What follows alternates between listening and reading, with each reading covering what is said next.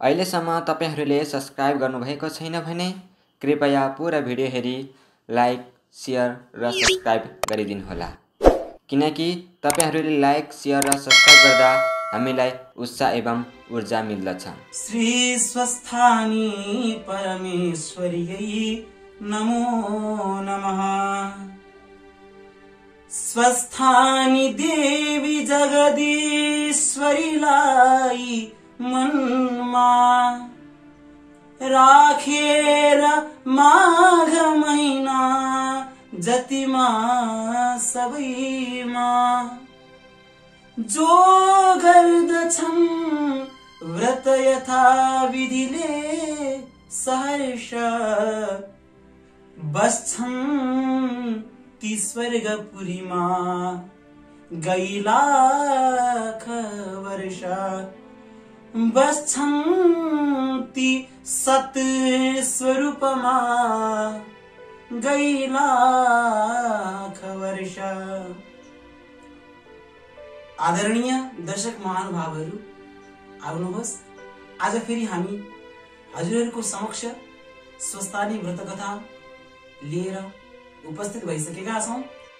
यहाँहरूले कथा आरम्भ गर्नु अघि पुष्पाञ्जलि गरौं। यं ब्रह्मा वरुणेन्द्र रुद्र मरुतः स्तुन्वन्ति दिव्यैः स्तवैः वेदैः साङ्गपदक्रमोपनिषदैर् गायन्ति यं सामगाः ध्यानावस्थित तद्गतेन मनसा पश्यन्ति यं योगिनो यस्यान्तं न विदुः सुरासुरगणा देवाय तस्मै नमः। श्रीमच्चन्दन चर्चितोज्ज्वल वपुः शुक्लाम्बरा मल्लिका मालालंकृत कुण्डला प्रविलसन्मुक्तावली शोभिता सर्वज्ञान निदान पुस्तकधरा रुद्राक्षमालाधरा वाग्देवी वदनाम्बुजे वसतु मे त्रैलोक्यमाता चिरम्। मूकं करोति वाचालं पंगुं लंघयते गिरिं यत्कृपातमहं वन्दे परमानन्दमाधवम्।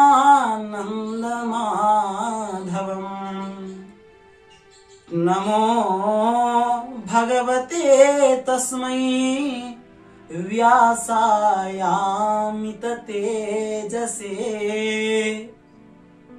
यस्य प्रसादाद् वक्ष्यामि नारायण कथामिमाम्। नारायणं नमस्कृत्य नरं चैव नरोत्तमम् देवीं सरस्वतीं व्यासं ततो जयमुदीरयेत्। देवीं सरस्वतीं व्यासं ततो जयमुदीरयेत्।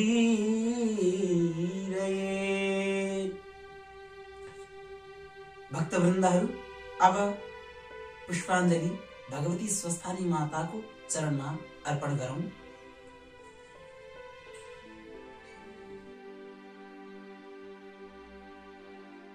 अब कथा आरम्भ हुन गइरहेको छ। यहाँहरूले एकचित्त भएर श्रवण गरिदिनु होला।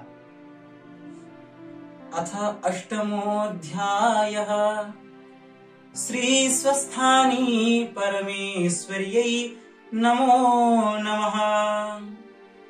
कुमारजी आज्ञा गर्नुहुन्छ, हे अगस्त्य मुनि, विष्णु भागेपछि बाँकी रहेका देवता यक्ष गन्धर्व किन्नर दैत्य नाग सबै हाहाकार गरी 10 दिशामा भागी एउटाले अर्कोसित भन्न थाले, अब दक्ष प्रजापतिको प्राण रहँदैन, किनभने भगवान विष्णुको सुदर्शन चक्र मिथ्या भयो। जुन चक्र लिएर विष्णु उभिँदा महादेव समेत टिक्न सक्नुहुन्न थियो, त्यस्ता चक्रधारी समेत भागे भने हाम्रो पराक्रम के काम लाग्छ। यस्तो कुरा गर्दै सबै आफ्ना आफ्ना घरतिर लागे। सबै विपक्षी कुले लम्फेको देखेर कालजस्ता महावीर वीरभद्र ऋषिले ओठ ठोक्दै नागले सास फेरे झै सास फेर्दै वर्षाकालको मेघ गर्जे झै गर्जदै दक्षमाथि जाइ लागे। दक्ष प्रजापतिको टुप्पी समय भूमिमा पछारेर बोध गराए, हे पापिष्ट, तैले महादेवलाई धेरै निन्दा गरिस्, आफ्नी छोरी मारिस्, त जस्तो पापी अरु यस संसारमा कोही छैन। महादेव बौला हो, त्यसलाई नडाकी मलाई के होला भनेथिस्, यस बखतमा तेरो ज्वाइँहरू कहाँ गए? अब आफ्ना हितैषीहरूलाई डाकी आफ्नो प्राण बचा। तेरो यज्ञ शंकर नभई कसले पूर्ण गर्दो रहेछ हेरौँ त। अब तलाई पनि यस यज्ञमा होम गर्न सके हामी सबैलाई सन्तोष होला भनेर बुझाएर दक्ष प्रजापतिको शिर काटेर यज्ञमा होमिदिए। यसरी दुष्ट संहार गरेको देखेर महाकाली नन्दी भृंगी चतुष्षष्ठी योगिनी भूत प्रेत पिशाचहरूले एकै स्वर गरेर धन्य धन्य वीरभद्र शिवनिन्दक दक्षको नाश गर्यो। हे वीर, तिमी समान बलियो त्रिभुवनमा हुन दुर्लभ छ भन्दै नाच्न गाउन थाले। हे ऋषि वीरणीले आफ्ना स्वामी दक्ष प्रजापतिको वध भएको देखेर धैर्यलाई थाम्न नसकी आँधीले केराको थाम ढलाए झैं भूमिमा ढली मूर्छा परिन्। एकछिनमै चेष्टा भयो र आँखाबाट अविरल धारा आँसु बगाउँदै भन्न थालिन्, हे स्वामी, मलाई आना तुल्याई तिमी कता गयौ? जगदीश्वर महादेवको निन्दा गरी यज्ञमा नडाक्दा तिम्रो प्राण गयो, मेरो यो अवस्था भयो। यस्तै अनेक तरहका शोक र विलाप गर्दै वीर शिरोमणि वीरभद्रसित बिन्ती गरिन्, हे ईश्वर, दक्ष प्रजापति अज्ञानी अहंकारी पनि हुन्, तिनलाई ज्ञानको चेष्टा सम्म छैन, त्यस्ता मूर्खलाई नाश गरे तपाईको के नाम चल्ला? मलाई विधवा नतुल्याई मूर्ख दक्षलाई बचाई मेरो उद्धार गर। वीरभद्र आफैले सृष्टि गरेर आफैले संहार गर्नु योग्य होइन। तिमी कस्ता भने सृष्टि स्थिति संहार कर्ता महारुद्र पनि तिमी, ब्रह्मा विष्णु शंकर पनि तिमी, आदि अनादि सब तिमी नै हो। हे भक्तका प्यारा वीर, मेरो मुख हेरेर पतिको सबै अपराध मूर्ख जानी क्षमा गरी पतिदान दिऊ। वीरणीको यस्तो विलाप सुनेर इन्द्रादि देवताले आकाशबाट फूल वर्षाएर, हे वीरभद्र, दक्ष प्रजापतिलाई बिउताई वीरणीलाई सन्तोष दिनुहोस् भनेर आकाशवाणी भयो। वीरणीले सुख गरेको र देवताहरूले भनेको सुनेर वीरभद्रलाई साह्रै दया लाग्यो र वीरणीको मुख हेरी भन्न लागे, हे वीरणी, तेरो स्तुतिले प्रसन्न भए, तँलाई स्वामी वर दिन्छु, तर तेरो स्वामी दक्ष प्रजापतिको शिर मैले यज्ञमा होमिसके। अब यज्ञमा बलि दिएको बोकाको शिर जोरी बिउताइदिन्छु, किनभने त्यसले पशु जस्तै भएर जगदीश्वर महादेवको निन्दा गरेको छ। यस्तो वीरभद्रको वचन सुनेर वीरणीले हवस भनी अञ्जली बाँधी उभिरहिन्। वीरभद्रले बोकाको टाउको ल्याई पछिल्तिर मुख फर्काएर जोरी दक्ष प्रजापतिलाई बिउताइदिए। दक्ष प्रजापति बिउतेपछि वीरणीले छागमुख बोकाको टाउको भएको पति साथै वीरभद्र महाकालीहरूलाई दण्डवत गरेर आफ्ना घर गइन्। वीरभद्र महाकालीहरू पनि कोटि कोटि देवता यक्ष किन्नर दानव नागहरू समेत दक्ष प्रजापतिको सेना नाश गरेर यज्ञको विध्वंस गरी भूत प्रेत पिशाच नन्दी भृंगी प्रमथगण आदि सबै गण त्यहाँबाट अन्तर्धान भएर कैलाश पर्वतमा पुगी महादेवलाई साष्टांग दण्डवत गरेर, हे जगदीश्वर, तिम्रो आज्ञाले पापिष्ट दक्ष प्रजापति र देवता यक्ष गन्धर्व आदि कोटि कोटि सेना मारिए, यज्ञ विध्वंस गरेर दक्षको शिर छुट्याएर यज्ञमा होमिसकेपछि उसकी स्त्री वीरणीले साह्रै करुणा दर्शाएर विलाप गर्न लागि र मलाई दया आयो अनि यज्ञमा बलिदिएको बोकाको टाउको पछिल्लोतिर मुख फर्काएर जोरी दक्ष प्रजापतिको जीवनदान दिएर आए भनेर बिन्ती गरे। तब महादेव खुसी भएर भन्नुभयो, हे वीरभद्र महाकाली, तिमीहरू धन्य रहेछौ, म सन्तुष्ट भए भनेर तिनीहरूलाई आफ्नो शरीरमा लीन गराए। हे अगस्त्य मुनि, त्यहाँ उपरान्त महादेवले आफ्नी प्यारी सती देवीलाई सम्झी दक्ष प्रजापतिको यज्ञशालामा प्रवेश गरेर यज्ञ कुण्डमा निष्प्राण सुतिरहेकी सती देवीलाई त्यहाँबाट झिकेर आफ्नो काखमा सुताएर तिनै आँखाबाट आँसु खसालिन्। हा सती देवी, कैलाश शून्य तुल्याई मलाई एक्लै यस्ता अवस्थामा पारेर कता गयो भनी धैर्य छोडी भैमा ढले मूर्छा भए। कि बेरमा चेष्टा भयो र हे प्यारी, अब मैले बाँच्नु व्यर्थ छ, मलाई एकछिन पनि नछाडी मेरा अगाडि बसी मैले भनेका कथाहरू सुनिरहन्थ्यौ। अब म कसलाई सुनाउला, मैले भनेको नमान्नु तिम्रो यस्तो अवस्था भयो, अब म कसलाई के भनौँ भनेर मुर्कीले छाती ठोक्दै आँखादेखि बलिन्द्र आँसु बगाउँदै फेरि भन्नुहुन्छ, विष भाङ धतुरो मेरो स्वामीले खाने वस्तु हो भनेर हितभावले रक्षा गरेर राख्दथ्यौ। अब ती सबैको रक्षाको गरिदेला, अब ती सबैको रक्षाको गरिदेला। फेरि बाहिर गएर आउँदा हातमा कमण्डलु लिएर मेरा पाउ धुन चाँडै आउँथ्यो, अब को धोइदेला। हे प्यारी सती, तिमी नभई मेरो यो चित्त कसरी दृढ भएर रहला भन्दै कहिले काखमा लिने, कहिले अङ्कमाल गर्ने, कहिले छातीमा टास्ने, कहिले सती देवीको हात आफ्ना छातीमा राख्ने, कहिले मुहाई खाने, कहिले रुने, यस्तै अनेक तरहका शोक र विलाप गर्दै सती देवीको मृत शरीर पीठमा बोकी बहुलाहा जस्तो भएर पृथ्वीमा भ्रमण गर्न थाले। महादेवले पीठमा बोकेको हुँदा सती देवीको अङ्ग गलित र दुर्गन्ध समेत भएन निदाय जस्तो भएर शिवका पीठमा रहिरहन्।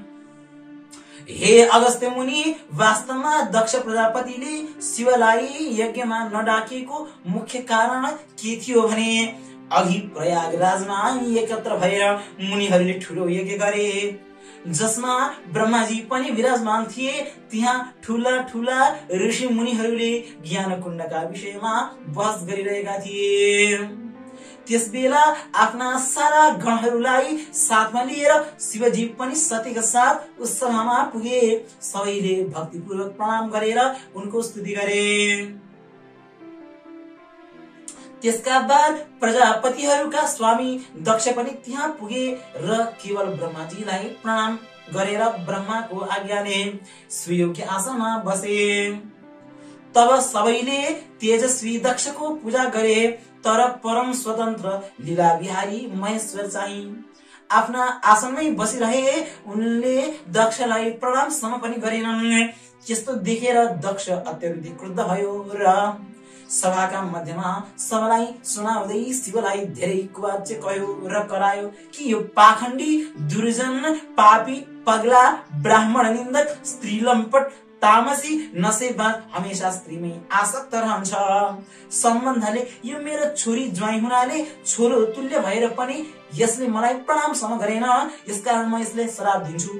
हे ब्राह्मण हो, हे देवता हो, तिमीहरू सब सुना, म यसलाई बहिष्कार गर्दछु। आजदेखि यसले देवताका साथ भाग पाउने छैन।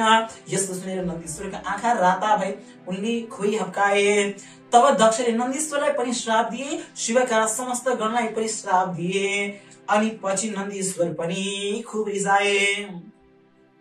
उनले पनि घमण्डी दक्षलाई भने, यी दुष्ट बुद्धि भएको दक्ष, के त शिव तत्वलाई जान्दैनस्? यो जो तैले भृगु आदि ऋषि मुनिहरूको बीचमा महाप्रभु शिवजीको उपहास गरिस्, यो तेरो घमण्डले हो। अब म पनि शिवका प्रभावले तँलाई श्राप दिन्छु कि त सहित सारा ब्राह्मणले वेदको वास्तविक अर्थ नबुझेर केवल आशीर्वादमा नै विश्वास गरून्। जब क्रुद्ध नन्दीश्वरले यस प्रकारको श्राप दिए तब त्यहाँ हाहाकार मचियो। तब भगवान शंकरले नन्दीश्वरलाई सम्झाउँदै भन्नुभयो, बुद्धिमान, तिमीले क्रोध गर्नु हुँदैन थियो। म ब्राह्मण र वेदलाई श्राप दिन। तिमी वास्तवमा यस्तो सम्झ कि दक्षको श्रापले मलाई छुन सक्दैन। अब तिमी शान्त हौ। तब नन्दीश्वर शान्त भए। शिवजी आफ्ना सबै गणलाई साथमा लिएर आफ्नो धाममा गए। दक्ष पनि ब्राह्मणहरूलाई साथमा लिएर आफ्नो बाटो लागे। त्यहीदेखि दक्ष प्रजापति शिवनिन्दक कहलाउन लागेका हुन्। हे अगस्त्य मुनि, अब म तिमीलाई सती देवीका अंग जहाँ जहाँ पतन भए त्यहाँ त्यहाँ पीठ उत्पत्ति भएको कुरा अघिल्लो अध्यायमा सुनाउने छु। जय जय श्री स्कंद पुराणे केदार खंडे माघ महात्म्ये कुमार अगस्त्य संवादे श्री स्वस्थानी परमेश्वर्या व्रत कथायां महादेव पृथ्वी भ्रमणं नाम अष्टमोऽध्यायः। ओम श्री स्वस्थानी परमेश्वर्यै नमो नमः। पुष्पांजलि अन्त्यमा फेरि गरौं। उपनयतु मंगलम वह सकल जगन मंगलालयः श्रीमान दिनकर किरण निबोधित नवनलिन दल निभेक्षण कृष्णः काले वर्षतु पर्जन्य पृथिवी शस्यशालिनी देशोऽयं क्षोभरहितो ब्राह्मणाः सन्तु निर्भयाः अपुत्राः पुत्रिणः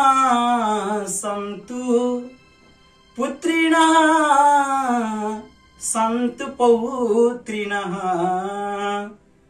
निर्धनाः सधनाः सन्तु जीवन्तु सरदां सतम् तत्रैव गंगा यमुना च तत्र गोदावरी सिंधु सरस्वती च तीर्थानि सर्वाणि वसन्ति तत्र